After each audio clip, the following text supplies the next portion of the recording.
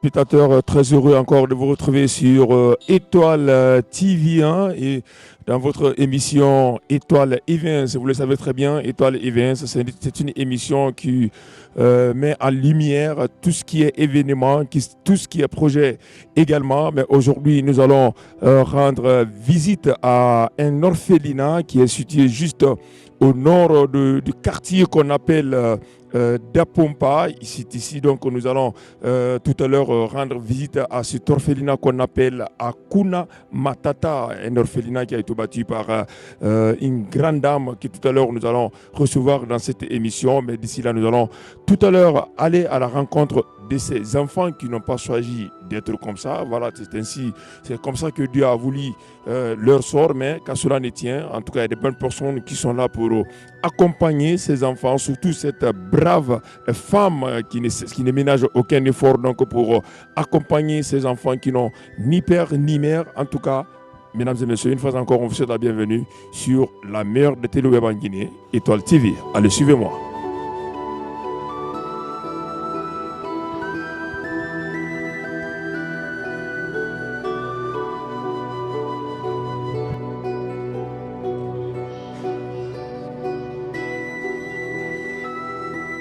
Voilà, je le disais, donc, cet orphelinat qui est situé au sud d'Apompa, qui a été bâti par cette brave femme qui aujourd'hui a réussi à réunir donc cet arsenal humain. En tout cas, c'est des enfants qui n'ont pas choisi d'être comme ça. Ainsi va la vie. Et tout à l'heure, nous allons partir avec cette dame qui va nous dire combien de personnes elle a à son compte ici.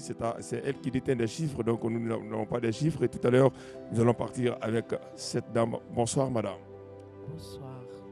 Et voilà, je rappelle donc que vous êtes madame Laurence Rouyen. Voilà, si je ne me trompe. Et d'entrée de jeu, nous allons vous demander de nous parler un petit peu de cet orphelinat. Oui, donc, écoutez, je suis déjà la fondatrice qui a créé cet orphelinat, le premier orphelinat, on va dire, en juillet 2016. On a d'abord pris une première maison pour accueillir des enfants orphelins, des enfants qui avaient de la maltraitance, qui subissaient aussi des situations très précaires. Et puis, en moins d'un an, en fait, on s'est vite retrouvé avec plus de 35 enfants. Donc, évidemment, la maison devenait vraiment trop petite. Donc, j'ai lancé un appel pour avoir une seconde maison, celle où vous êtes venus aujourd'hui. Mais en même temps, du coup, on a gardé quand même la première maison parce que là, il fallait aussi partager les garçons, les filles, les bébés.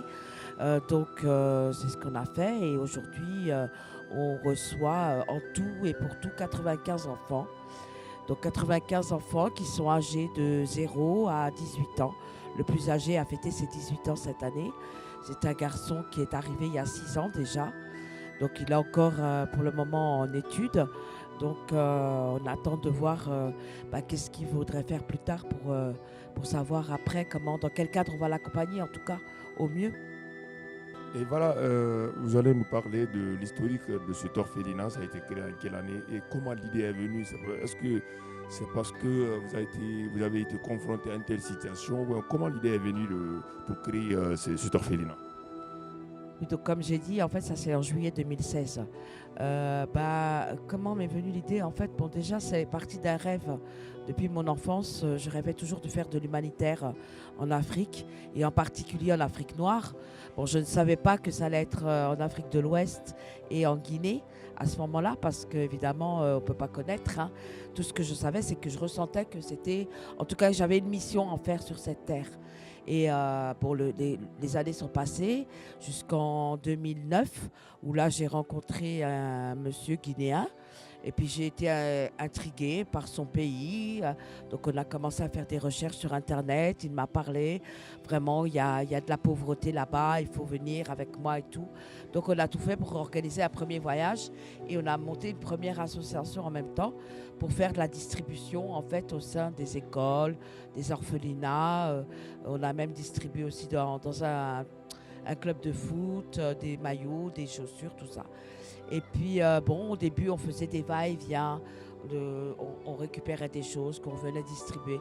Mais moi, j'ai dit, ça ne me plaît pas, en fait. J'ai vraiment envie de faire quelque chose de concret, d'aider vraiment ces enfants de A jusqu'à Z, c'est-à-dire de les accompagner pour qu'ils puissent avoir une autonomie plus tard. Et donc, c'était ouvrir vraiment un centre d'accueil qui leur permettrait déjà d'avoir une maison qu'ils n'avaient pas eue déjà au départ. Parce que souvent, quand on est orphelin ou quand on est dans des situations, on est placé dans des familles, on n'a pas vraiment de chez soi, quoi. Et donc, là, leur offrir vraiment une maison où ils allaient trouver tous les moyens nécessaires pour qu'ils puissent s'épanouir, grandir sereinement, avoir la paix du cœur, pouvoir aller à l'école, etc. Donc c'est vraiment un projet qu'on a pensé. C'est pas dire tiens on ouvre une maison, on prend des enfants comme ça et puis voilà. Après on verra bien ce qu'on en fait quoi. Non non, c'est vraiment quelque chose qui est déjà structuré parce que j'ai aussi une équipe. Je suis pas toute seule. Moi je peux pas. 95 enfants c'est énorme. Donc il nous faut aussi des encadreurs. On a des encadreurs, on a du personnel de cuisine, on a des éducatrices qui s'occupent uniquement des bébés. Donc voilà, chacun en tout cas ici connaît son rôle aussi. Et puis voilà, et puis petit à petit, on continue nos avancements parce qu'on a encore plein de projets. Alors, comment vous arrivez à vous procurer de ces enfants? Est-ce que c'est des gens qui viennent vous déposer ces enfants ou bien vous avez mis une équipe en place qui va répertorier des enfants orphelins dans le quartier? Alors, explique-nous comment vous arrivez à vous procurer de ces enfants. Déjà, en fait, je travaille en collaboration avec le ministère de la promotion féminine de l'enfance et des personnes vulnérables. Ça, c'est depuis l'ouverture parce que d'abord, j'ai une autorisation d'ouverture qui a été donnée par la ministre à ce moment-là. Ensuite, je travaille aussi avec les autorités judiciaires, la police, l'OPROGEM, entre autres, parce que l'OPROGEM, c'est la police des mœurs, c'est ceux qui s'occupent des mineurs. Donc, c'est eux qui m'appellent souvent pour me dire qu'ils ont des enfants, est-ce que je peux les prendre ou est-ce que je ne peux pas, en tout cas, parce que des fois, c'est possible que je n'ai pas de place ou alors l'enfant est trop âgé et puis ça ne m'intéresse pas. En fait, ça ne m'intéresse pas, mais le cadre n'est pas idéal pour cet enfant parce que c'est souvent des enfants qui ont grandi dans la rue et ça, c'est un peu encore autre chose. Il faut des éducateurs spécialisés. Après, je travaille aussi avec les ONG qui, eux, recensent en fait des enfants qui sont dans la nécessité mais qui n'ont pas de foyer pour les placer. Je peux aussi travailler aussi avec des particuliers qui me voient, en fait, qui me suivent sur les réseaux sociaux. Là, ils me font appel à moi. Ou après, effectivement, ça peut être des gens qui viennent comme ça, spontanément nous demander si on peut les aider à placer un enfant. La Maison du Bonheur, parlez-nous un peu de ce slogan. La Maison du Bonheur, c'est plus un concept, c'est une philosophie, on va dire ça. Parce qu'en fait, chez moi, j'ai toujours été comme ça. Même en France, j'ouvrais ma porte à tout le monde. La porte n'était jamais fermée à clé même, je dirais. Donc mes enfants me disaient, mais maman, ici, c'est la Maison du Bonheur ou quoi? J'ai dit, pourquoi vous dites ça? Mais regarde, tout le monde rentre, tout le monde vient, tout le monde mange chez nous. Après, on s'en va. Enfin, il y a toujours du monde chez moi, quoi. J'ai dit, oui, c'est un concept qu'il y a dans ma tête, quoi. Je veux dire, si demain je quitte ici, il y aura une autre Maison du Bonheur ailleurs. Est-ce que quelquefois vous recevez des parents, par exemple, qui viennent récupérer leurs enfants après savoir que, parce que si, par exemple, ils ont su qu'il y a leurs enfants ici, est-ce que des fois vous avez des parents qui viennent réclamer leurs enfants? Est-ce que vous êtes confronté à ce genre de problème? Oui, on a déjà eu ce genre de soucis. Bon, des fois, ça arrive que ce soit des parents qui vraiment nécessitent le besoin de placer leur enfant parce que ce sont des couples de jeunes étudiants. Ils n'ont pas fini leurs études et personne dans la famille, parce que comme ils ne sont pas mariés, ne veut s'engager à prendre l'enfant. Donc là, c'est déjà un contrat entre nous. Qui dit, bon d'accord, je peux le garder jusqu'à l'heure. C'est 3-4 ans maximum, parce qu'après, nous, on va le scolariser. Donc une fois qu'il a scolarisé, c'est vrai que c'est plus difficile, parce que moi, je suis obligée de trouver des parrains, des marraines pour m'aider à la scolarité des enfants. Donc là, on se met d'accord. Après, bon, ça peut arriver, une histoire d'une maman, par exemple, qui m'a un peu menti sur sa situation réelle. Et après, j'ai reçu un appel du papa, au niveau du commissariat, qui me dit que lui, il n'a pas demandé à placer ses enfants. Donc ça s'est réglé. En fait, ça s'est réglé au niveau des autorités. Parce que quand c'est comme ça, moi, j'envoie en tous les cas les gens vers les autorités. pour que ça se règle. Parce que moi, j'avertis les autorités quand j'ai des placements d'enfants.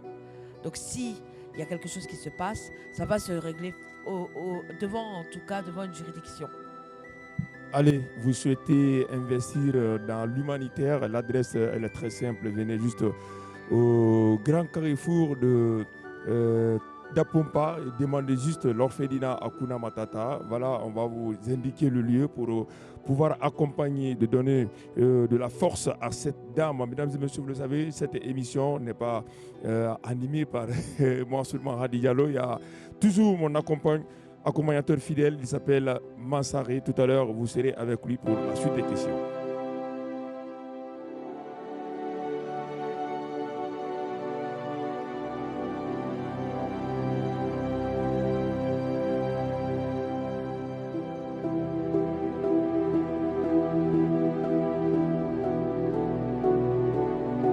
Voilà, vous l'aurez compris, hein, chers téléspectateurs d'Étoile TV, si vous nous rejoignez maintenant, le plaisir est grand pour nous de vous savoir nombreux. Nous sommes dans les 4 compartiments de l'orphelinat Hakuna Matata pour pouvoir prendre quelques nouvelles de cette maison de bonheur. Avec nous, la dame qui a été l'initiatrice de ce gros projet. Alors, dans ce deuxième plan de cette émission, on va parler, on va parler notamment de cet événement prévu et pour le 4 décembre prochain.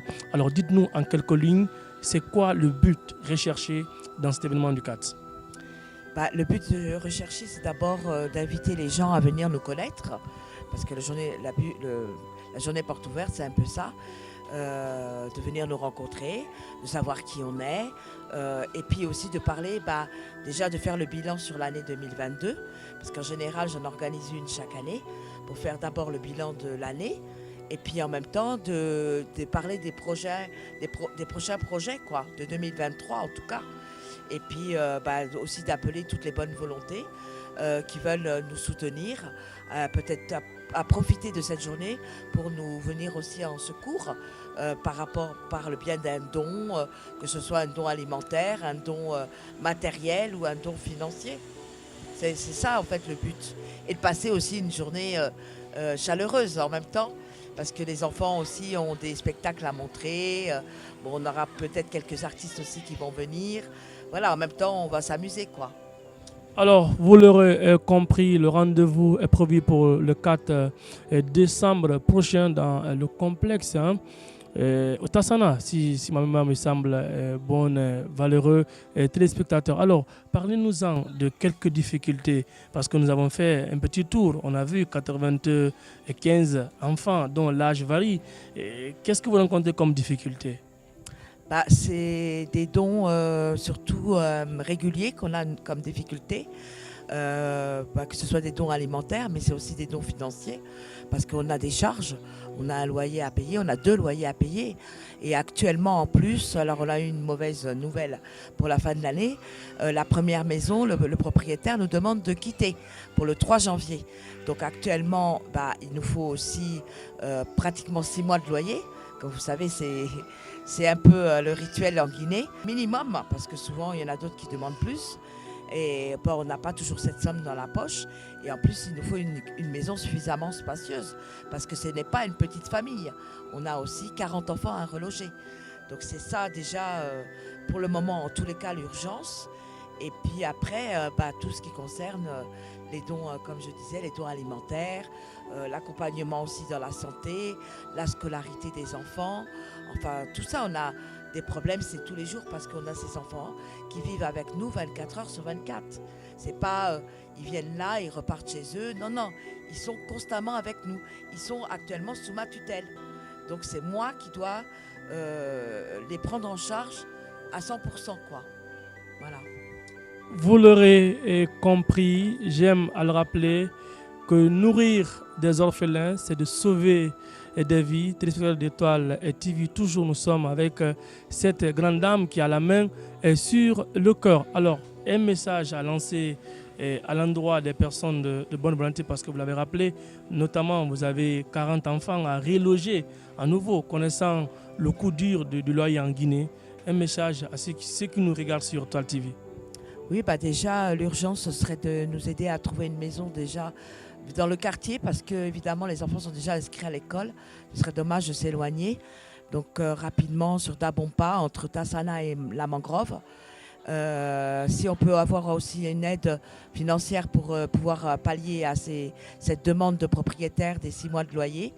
Et puis toujours toutes les bonnes volontés en tout cas sont les bienvenues. Hein. Et puis on invite tout le monde à venir à cette journée porte ouverte parce que ça vous permettra aussi de connaître réellement ce qu'on fait. Alors si quelqu'un souhaiterait faire un don à votre orphelinat, c'est quoi les références? Vous pouvez envoyer sur Orange Money au 623 50 97 26. Donc je répète 623 50 97 26. Ou après m'appeler sinon au même numéro pour voir dans quelles conditions vous pouvez nous aider. Voilà, vous l'aurez compris si vous êtes en train de le regarder sur Étoile TV. J'aime à le rappeler, c'est une télé qui tourne autour de tout.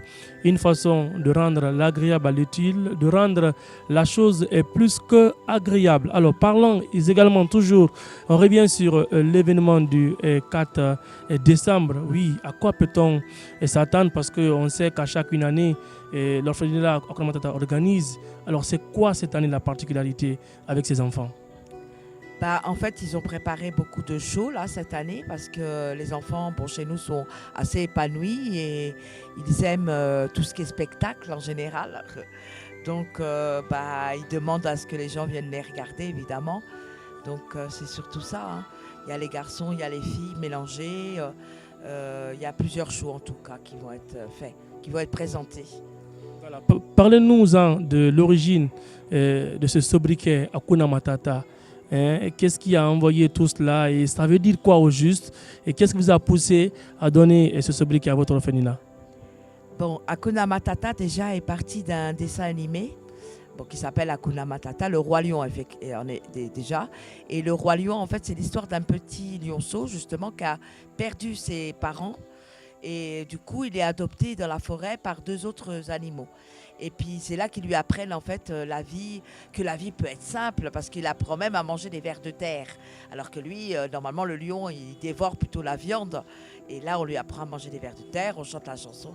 Et ça m'a plu parce que d'abord, c'est un peu ma conception de vie, hein, vivre simple, parce que c'est ça que ça veut dire, Hakuna Matata, vis ta vie sans souci, simplement, etc. Et je me suis dit, en plus, ça va bien avec l'orphelinat, parce qu'il s'agit quelque part c'est des orphelins. Donc c'est un peu ce qui m'a donné la motivation de dire Hakuna Matata, voilà, ça sera le nom de mon association. Chaque histoire a une origine, on aime à le dire, aucun nom ne peut être dit de façon fortuite. C'est tiré d'une origine pour pouvoir mieux coller cette étiquette. Vous l'aurez compris, comment est-ce que ce nom est venu et pourquoi le choix sur le nom Hakuna Matata, toujours dans le même sillage pour continuer à vous servir sur Étoile TV. Nous sommes avec cette dame au grand corps, je l'ai réitéré, à l'entame de cette très belle émission. Alors, aujourd'hui, vous avez réussi à réunir des enfants, des comportements différents, des caractères aussi différents. Est-ce que quelquefois, entre les enfants, est-ce qu'il n'y a pas des bisbis qui s'y trouvent entre eux parce que d'autres sont plus grands que d'autres? Est-ce que tout est rose, on peut dire, entre les enfants? Non, de toute façon, ce n'est jamais rose, même dans une famille normale. Moi, je me souviens me battre avec mes sœurs. Donc, voilà, c'est jamais tout rose. Mais en tout cas, on essaye de savoir ce qui s'est passé. Souvent, on a des explications. On a pour principe de communiquer avec eux aussi. C'est très ouvert chez nous. Donc on essaye en tout cas de réconcilier ces enfants et en général ça marche. Ils se demandent pardon et puis voilà, c'est fini quoi. Il n'y a pas de guerre qui dure en tout cas. Ils sont tous scolarisés? Oui, surtout les grands à partir de 6 ans en général. On les met en primaire jusqu'à ce qu'ils terminent. Hein. Voilà, on n'a que les petits qui ont classe ici, on va dire par un instituteur qui vient le matin pour qu'on les prépare en fait à la prochaine rentrée des classes. Et souvent, en fait, on a des enfants du coup qui sautent même une classe dès la rentrée parce qu'ils sont tellement bien préparés qu'en général, du coup, au lieu de faire la première année, ils passent en deuxième année. Voilà, tout ce qui se concerne bien s'annonce clairement et les mots pour les dire viennent aisément. C'est ce qui est en train d'être dit par cette grande dame qui également a choisi notre brave pays, la Guinée, pour pouvoir monter ce projet aujourd'hui.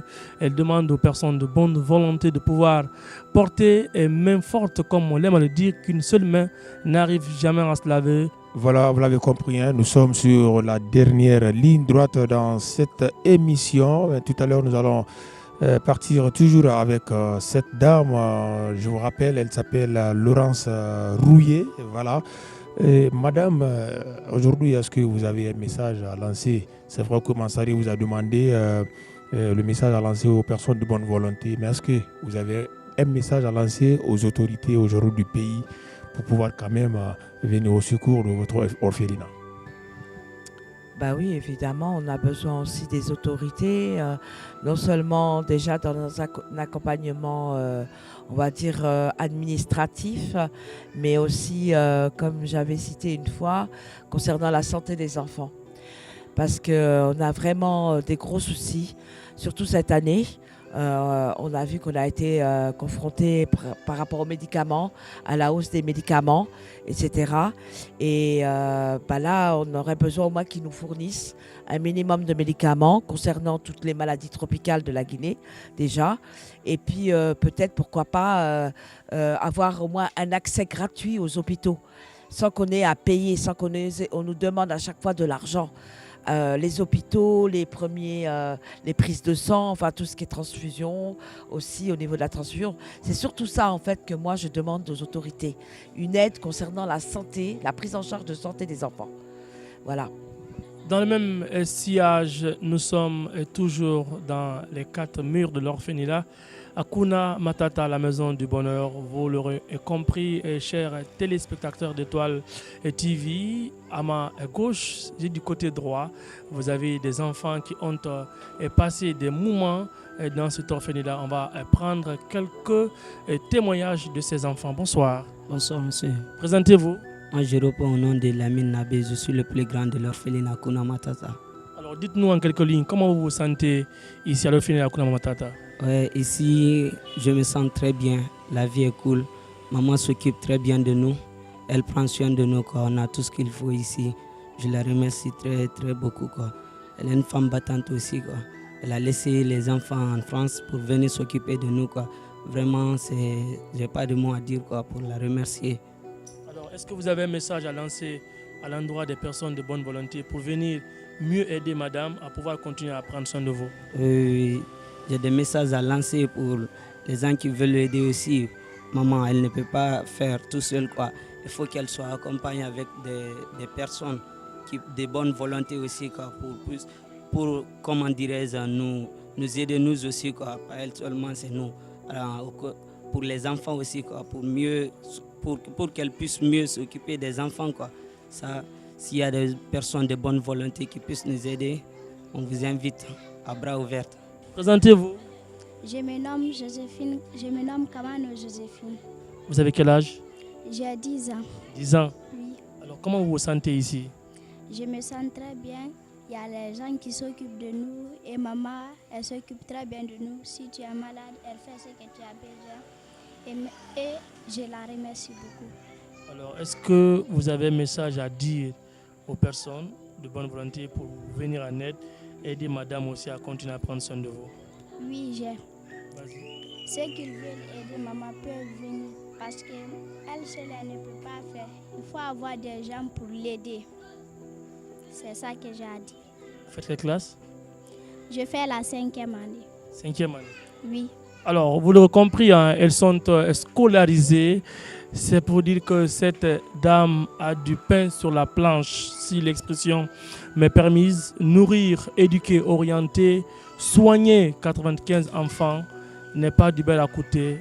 Dames et messieurs, venez en aide, apportez une main forte, accompagnons une action humanitaire.